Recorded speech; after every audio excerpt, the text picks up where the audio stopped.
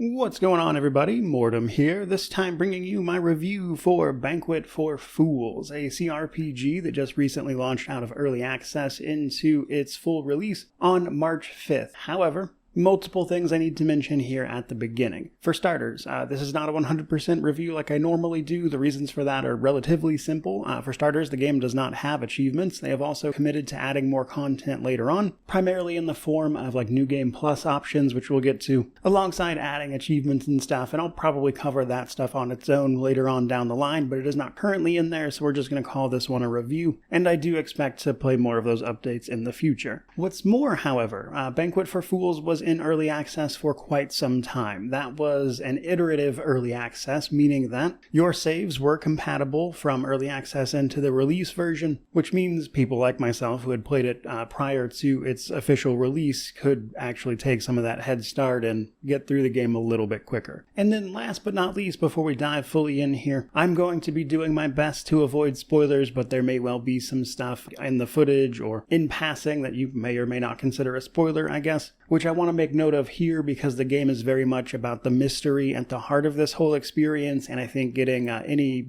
information accidentally on exactly what that is could be more of a spoiler than usual. Now, let's dive fully in here. So, Banquet for Fools is what I would consider a unique CRPG, and if you've watched the channel much, unique goes a long way with me. Everything down to like the world building, the setting that we find ourselves in, and even some of the mechanics and the way they are presented are fun twists on things that I've certainly seen elsewhere, but throw it all together and you've got a novel package that is doing some really interesting stuff, while also, I would say, being hampered by some clunkier decisions and combat that really takes some getting used to and over a certain difficulty curve, so to speak, that I think is going to put a fair few people off, but if you're willing to dig into it past those things, there's a really unique game here. And yet, it must be mentioned that Banquet for Fools takes place in the same universe as another title from these developers known as Serpent in the Staglands. You can import a save from Serpent in the Staglands, however, what it brings forward right now are relatively minor touches, is my understanding. I did not personally do that. They did say that that is something they planned on expanding in the future, however. But let's dive in and talk a little bit about what makes this game unique. Though, as with any title, first we're going to talk about the technical state. So, on the technical side of things, I think this game certainly benefited from its length in early access, as it was a mostly smooth experience. The vast majority of what I ran into was relatively minor, with the biggest of those being pathfinding. It's common enough for your characters to get stuck on things or have a hard time navigating their way to you, and there's a couple workarounds here and there, like you have an ability called Form Up that will force them to an area if they can, but sometimes even that doesn't work. In a single instance, there was a map tile where if I rested there, the game would just completely freeze up on me and I'd have to Alt F4 out of it. So not entirely without issues, but not the worst stuff in the world either. Didn't have any major problems, I will say. Next up, difficulty and New Game Plus. So this game has a baseline difficulty, but I did want to point out that that baseline difficulty is going to be hardest in the beginning when you're getting to grips with how the system works. Now, some of that is because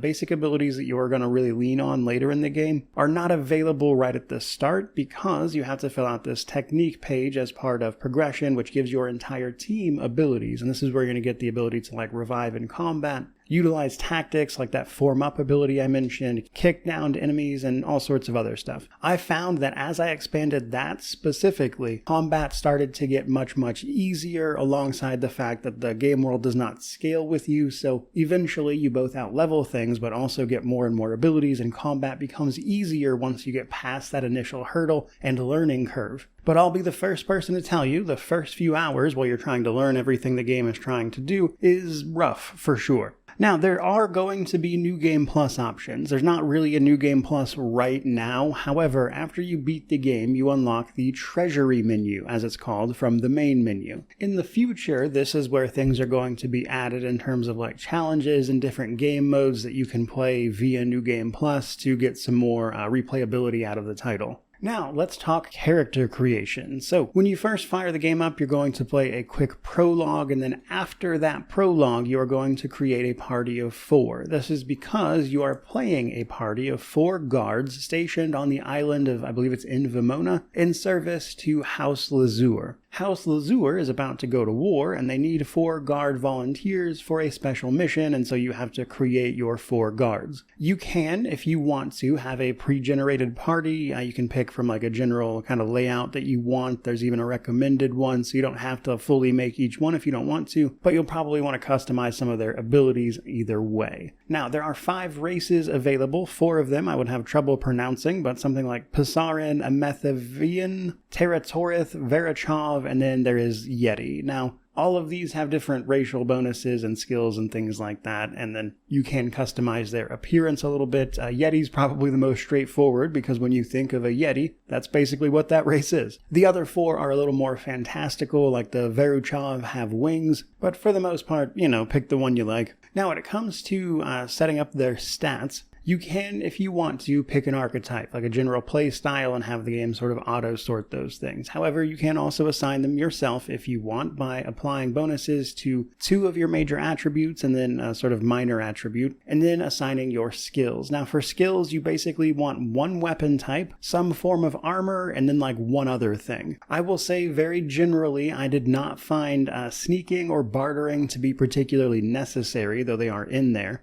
But runic, divine, binding, and instruments do require a little more explanation. So instruments are relatively straightforward because they are more passive in nature. You can specialize in one of those instruments and learn and assign songs to the character who knows how to play them. You'll have some points based on what they can do. However, the songs activate automatically in combat based on things that happen, sometimes right at the start, sometimes when you take so many hits or avoid so many hits, that kind of thing. Then there is binding. This is your ability to charm animals and make them work for you, basically. That can be useful in certain situations because summoning and, just putting more bodies out there for other people to hit is helpful, but then there is also divine and runic. These are your 2 magic abilities. Divine is enchantments you can apply to your weaponry or your jewelry, that kind of thing. I will say, after pumping a character fully into intercessions, I still had a hard time making good use of it because a lot of times the requirements for something really good are so high that even fully spec'd into it, you won't necessarily meet it. And the intercession I got the most use out of was one that pretty much anybody can use, because it is your fast travel and the way that works. Now, runic, on the other hand, your pagan spells, allow you to do things like summon, utilize vines, or spores to your advantage. These require you to go to trees in-game and learn the effects by trading in minerals that you get from grinding down various jewels that you'll find.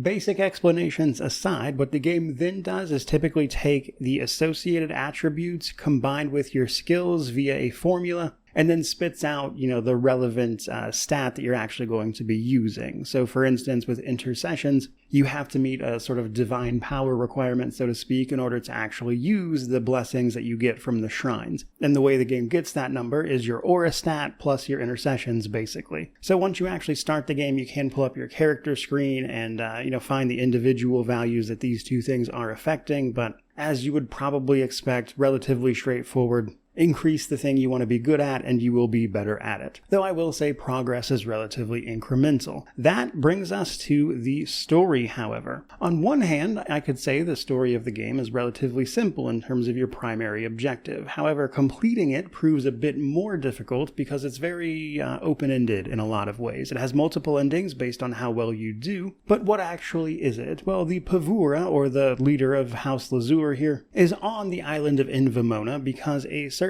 spice that is very valuable can be grown here. However, as this lucrative trade is lucrative, people certainly covet it, and he has to go off to fight a rival faction. And yet, as he is going to do that, he recently gets word from a settlement on the other side of the island that has apparently completely vanished, just completely gone. Your job as the volunteer guards is to go investigate that situation and get to the bottom of it and find out what actually happened. Now, the different endings of the game basically come down to the level of knowledge your characters learn about what actually happened. It is possible to complete the game without really learning what happened, and then of course various stages in between. Because as you would probably expect, when you go to the village and you can find some different leads that you can then follow up on with the other settlements on the island, and that will lead you to some more information I don't want to spoil here. Though I will freely admit I actually needed some help with the main story on this one. I went to the Steam forums and the developer was more than happy to help me out, as some of the puzzles are very vague. So if you're looking for more information about how to complete this for yourself,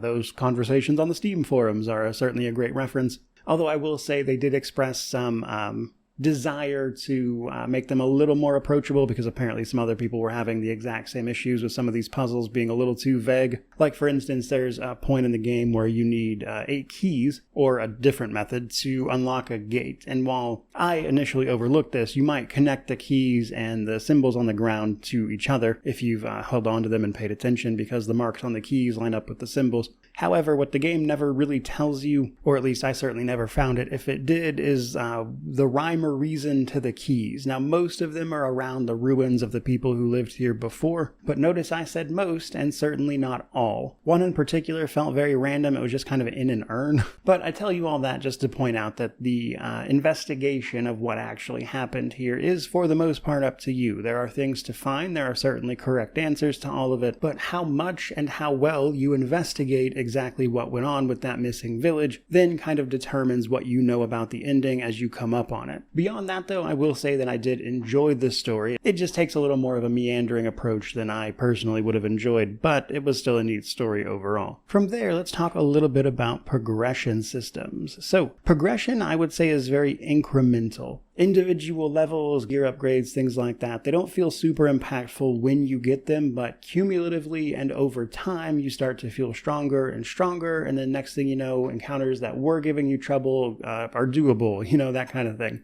For instance, there was a bandit fort at the beginning of the game that, because of the way the game works, they don't stop you from trying to do, but I realized I wasn't going to be able to do it, had to come back later, and then, it was pretty satisfying to smash my way through it that second time around. So straight away, understand that the game does not scale with you. The individual map tiles of the game and the enemies therein, they kind of just have the levels that they have. And if you go find some other stuff to do, track some other quests down, things like that, gain some power, you will eventually outpace them. It can just take a bit of effort to get to that point. Now, because of that, progression can be divided up into a few things. For starters, there is gear. There's your chosen weaponry, your chosen armor types, that kind of thing. Armor is basically evasion versus hard damage reduction, best I can tell, which is interesting because the game has both like a passive and an active dodge system, you could say, but we'll get to that. But the big things really are levels, techniques, and the various forms of magic and whatnot. So levels are pretty straightforward. Do enough quests, kill enough things, earn enough experience, you will level up. When you level up, you're going to be able to increase the 3 skills you use the most with a bonus. That is to say, the stuff you use the most, more than likely your weapon, your armor, and then whatever else you were doing. And you'll get a +3, +2, and +1 bonus to those things in the order in which you use them the most. You can increase your other skills, and below rank 60, they will increase a little faster to help you, try to raise them up. But otherwise, these increase relatively slowly outside of the ones you are using the most. As such, 100 is pretty good. 200 in a skill seems to be about the sweet spot for being like really good at that thing, especially with your weapon. That's kind of where you want to eventually shoot for. And then every level you'll also get to increase one of your attributes. An attribute around 40 or so seemed high.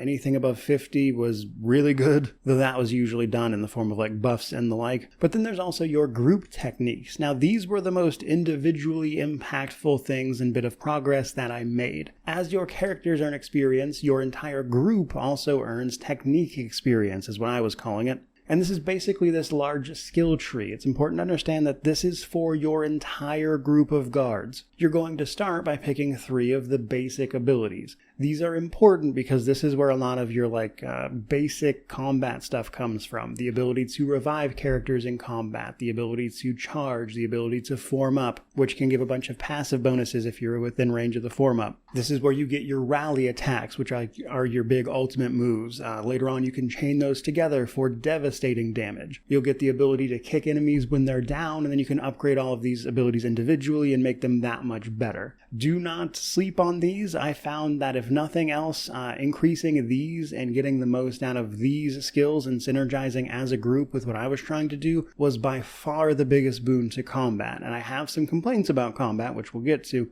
but focusing on these really helped me out. Then there is magic. Magic comes in two forms, like I mentioned, basically pagan and divine, and the way in which you get both is different. Now for pagan magic, the vines, the spores, the fauna, that kind of thing, you're going to have to find vol trees around. These are trees that you can learn magical effects from in exchange for mineral dust. You can find gems, you crush them down at a gem monger in towns, and then use that dust to learn the effects from these trees. This is basically a spell crafting system, and by the way, I did find that vines were probably the most useful in general, if only because they have a utility spell that you need to get a few places called Vine Rug. Vine Rug will let you walk across certain surfaces, and that is just straight up required in order to get to a few places.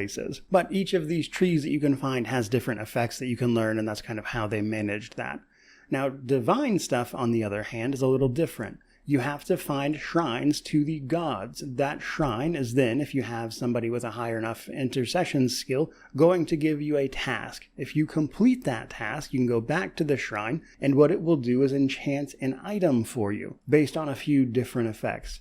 Like I mentioned in the character creation portion, I did find that the requirement to get, good with these was a little too high. I do wish they would scale these down a little bit so I could have made more use of them, because as it stands, even with a character dedicated to just this, it really didn't feel like I could make the most out of it outside of a single one, because another form of progression is actually just straight up quest completion. Now, you don't have a traditional journal or quest log in this game. You are going to get quests, however, it's not going to be marked down anywhere. You might, if you're lucky, get some items in your inventory that will tell you more or less what to do. And truth be told, thankfully, none of the quests are all that complicated. And at this point, most of them have an answer on the Steam forums if you want to go looking for them, if nothing else. However, when you fully complete a quest, you'll often get like this completion type screen where it'll say what you got, and you can earn just like really big rewards for some of these. Sometimes this is just straight up stat boosts, health and stamina increases, bonuses to your attributes, extra experience, stuff like that. One of the best quest rewards, actually, was just straight up fast travel in the form of Mark and Recall. If you follow a quest chain by Valentina the Witch right in the starting zone that you start out in, though you won't be able to do it right away, it's more of a late game thing. When you finish the quest, you'll actually get access to one of those god shrines that will allow you to apply an incredibly low cost Mark and Recall spell to your jewelry, basically, and what it allows you to do is use the game's type system. You can type in commands, which is relevant in certain places and for certain puzzles, but if you have the character with that jewelry on, type out and say here, it will mark where you are, and then no matter where you are, if that character says portal, you'll get instantly teleported back there. If you do that with all 4 of your characters, you can basically mark each one of the individual settlements around the island, and you can get around super fast that way. That was a really great form of non-character progression, so to speak, that was really rewarding to finally get. So there's a variety of different progression methods here. A lot of them were fun to mess around with, and more than anything, they felt rewarding, like you had earned that progress, which is something I think this game does really well. But why it does that pretty well is one of the things I want to talk about with the gameplay and world section.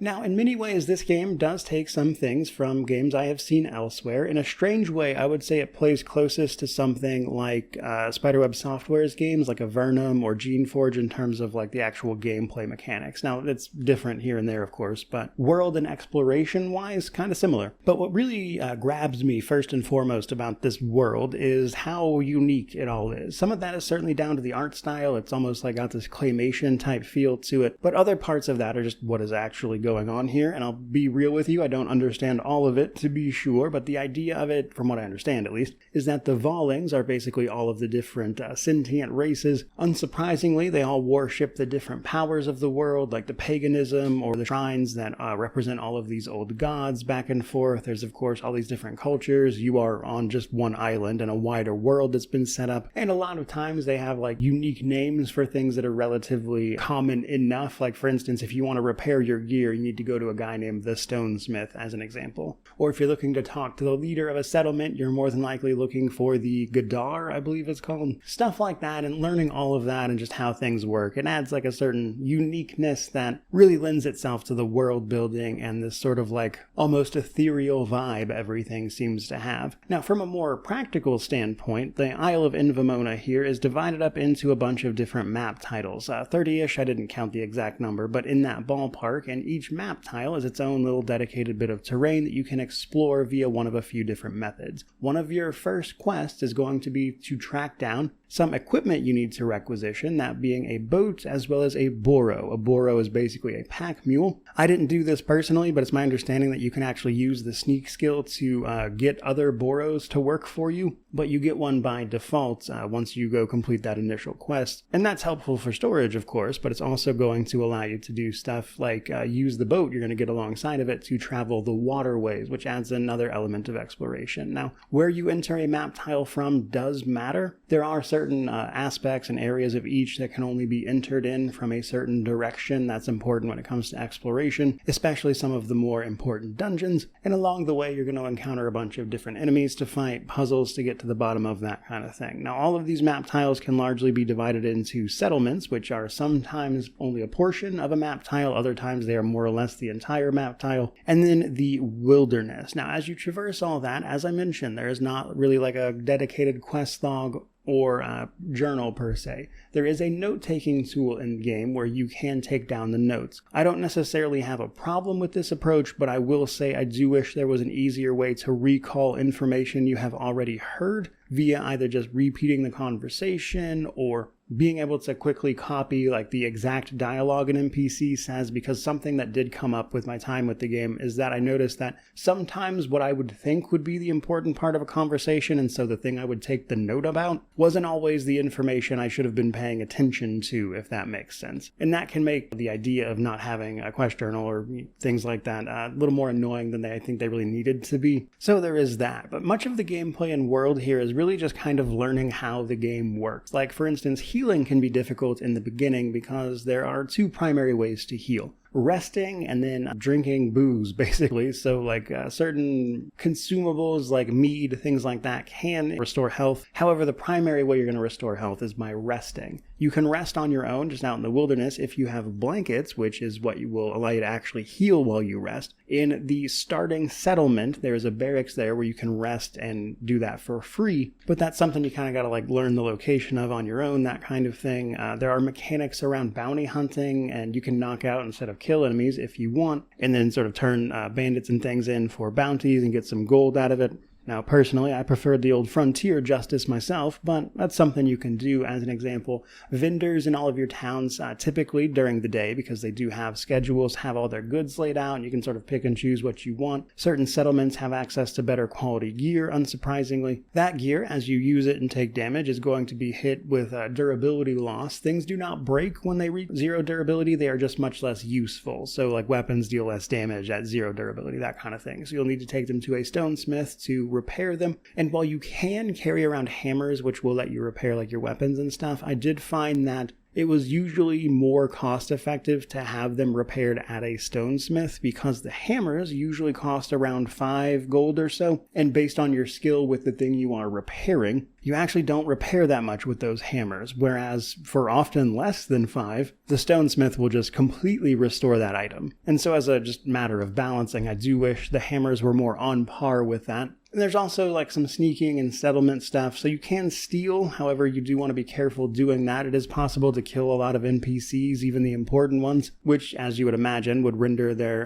individual quests difficult to complete, but luckily your main objective is so broad that that's not going to really stop you from beating the game, mind you. As you explore, you can often open up shortcuts in the areas that, as I mentioned, you can only enter from certain directions. You can usually open up shortcuts and get back through those places more quickly after you've done so initially. Unsurprisingly, as you move through the island, you're going to find all sorts of secret stuff, optional things, puzzles to solve, which will give you access to better and better equipment with special effects. And so much of the gameplay and the world is really just centered around learning to traverse this world as you track down your main objective. And so while you start the game feeling pretty weak, I would imagine, you'll likely end it feeling very strong and like you've conquered this untamed island, and that's a really great sense of progression and exploration. I think that's what the game does best. But let's talk more about combat. So, as I mentioned, and you've likely seen on screen, combat is like a modified real-time with pause system. It is real-time with pause. I know Vagrant Story did like a similar thing with their attack sphere, that kind of stuff, but it is relatively unique in the way it approaches all of this, because while combat starts off very basic, you have a recovery time. When that time is up and your gauge is full, you can pause the game and attack. you are controlling an entire party. You can set up via the tactics menu how the party members you are not controlling will typically behave, what they'll do, what items they'll use, that kind of thing. You can split them into groups, which will affect how they take orders and stuff when you are not directly controlling them. So some basic AI stuff, and then alongside your techniques, which all happen passively outside of, the things you are doing personally, it's relatively straightforward. Now, what's interesting to me, though, is the way the game handles the more active elements, because there's stuff like dodging. Dodging is both an active and passive thing here. You can evade attacks. That is to say, enemies will just miss sometimes based on stats and the rolls for the attack, and same goes for you with the enemy. However, there's also like an active dodge system, where if you have the stamina, you can press a key if you've unlocked it to just dodge out of the way. Some mechanics build on that later, like allowing you to instantly restore your gauge to attack immediately after perfectly dodging. You can often get a bunch of free attacks via the technique screen. So for instance, there are rally attacks. These are effectively like a gauge you will build up in the bottom right hand of the screen, and then you can hold an attack when it's your turn to perform a rally attack. You can upgrade that to deal massive damage, but also to chain with your other party members, allowing them to perform a rally right after. And doing that in particular was just massive damage. That actually trivialized some of the in-game fights for me, because a lot of those in-game fights revolve around a single mechanic that the game overuses. See, one of the reasons this game is so difficult to get to grips with is that a lot of what happens is that enemies primarily will have like the main enemy you're fighting, and through some mechanic or another, they will summon in adds constantly until you are simply overwhelmed through sheer numbers. Personally, what I would like to see is like a bit of a cap put on some of the summoning these enemies can do, because it gets outrageous. I mean, you're 4 against like 40 in some cases, without exaggerating. And typically the way you get through these is just, leave, level up, come back until you get to the point where you can basically one-shot the adds to keep them from piling up on you. And then, of course, mass rally chain the specific enemy that's summoning them, though in some cases it's more of a spawner that's doing it that you have to go destroy, that kind of thing. But especially in the early game, what tends to get you is just the over-reliance on massive numbers of enemies to fight. And until you have the group techniques that allow you to more easily deal with those numbers, and just, over-leveling those enemies in general, it can be a really difficult system to get to grips with. But what starts off, again, very relatively weak, because you're basically just waiting for that gauge to fill based on the recovery time, which itself is based on your own weaponry and stats. You're only kind of making an attack and trying to get out of the way. And then in the late game, you're not just doing that. You are going in, you're using a massive rally swing that chains into something. Those rally attacks, if they don't kill something, sometimes you can get like cleave attacks more or less that hit a bunch of enemies. Those enemies often get knocked down or flying, which might trigger your automatic kicks and free attacks. Sometimes just your basic attacks will trigger free attacks from your other party members as well. And so in the late game, you have like all these different abilities constantly chaining and firing off, alongside just, a little bit of use of actual tactics, and suddenly it feels really great. And it's like a mix of both your character progression and also a slightly more active element from you in what feels like a hybrid of other systems I've seen elsewhere. And while you may or may not enjoy that, I can't deny that it felt very different than a lot of other games. And I think if they were to just rein in some of the numbers on some of these fights, that is to say the number of enemies that the game is constantly throwing at you, and sort of smooth out that curve, I think they would really be onto something that could be really fun. Now, on the flip side of that, I will say I do think your durability runs out a little too fast. Again, your stuff does not break when this happens, but you do deal like reduced damage and stuff. And this is probably an attempt to get you to go back to town more, but I did often find myself needing to repair like well before I was done with a given area. And so as a minor nuisance, that could be a little bit annoying. But more than anything, combat for this is novel, and it adds that unique feeling to the game that I was talking about in combination with everything else. Which brings us to the Steam Deck section. This Steam Deck has an official rating of playable, and that is pretty much where it's at. So Banquet for Fools runs very well on the Steam Deck. That's not really going to be an issue for you. The game does have controller support, but it's not on by default. You have to go into the settings and stuff and turn it on more or less. And even then you might want to move some keys around or button presses, that kind of thing. So if you want to play this on the Steam Deck, be prepared to do that. And then the other big thing is the text, which is actually very small. So there's a lot of text on screen, as you can probably see here and there. There's stuff you have to type in regularly to interact with some of the mechanics. Like, for instance, if you commit a crime and guards are coming at you, you can shout bribe in order to pay them off and clear that. But, if you can't quickly type out bribe because you're playing on the Steam Deck with a controller, that can be an issue. But at the same time, the controller can make other things like dodging and stuff easier as well. So it's a bit of a give and take, I would say. Either way, though, for the Steam Deck, playable is probably the exact right way to describe it. Which brings us to our positives, negatives, and then we'll wrap this thing up. So the biggest positive for me really is that this game is unique. I have honestly not played anything quite like it. And while it certainly takes inspiration from things I have seen, mind you, a great deal of the enjoyment I got out of this was just seeing how all of that stuff was put together in a fun, different way that I haven't quite seen that exact thing before, Combine that with the really rewarding exploration and the way you sort of slowly conquer the island as you get to the bottom of everything going on, and you've got a really rewarding feeling RPG if you can get past that initial difficulty hurdle. Now, on the negative side of things, it's a few different things. For me, it was the enemy numbers. I think if you just toned down the amount of enemies you were fighting constantly, you would still have more or less the same experience, and it would be a little easier for people to ease their way into. And the higher level enemies, even with capped numbers, still would, be really strong in the beginning, and you'd have to level up or find unique ways to face them. I also think the main story, while pretty interesting in and of itself, could be telegraphed a little better. I did have to spend some time tracking down exactly where to go. There were times I felt like the leads I was in was kind of running dry. Some of that was because the little bit of thing I needed to investigate was from a note that I had missed or had read once and then, went off to do other stuff and forgot about. And that's where taking notes can help, but it doesn't exactly get over not having a quest log or journal, which leaves the context of what you are picking up entirely up to you. And, if you read that wrong, you may go off on a tangent that is just a waste of your time. And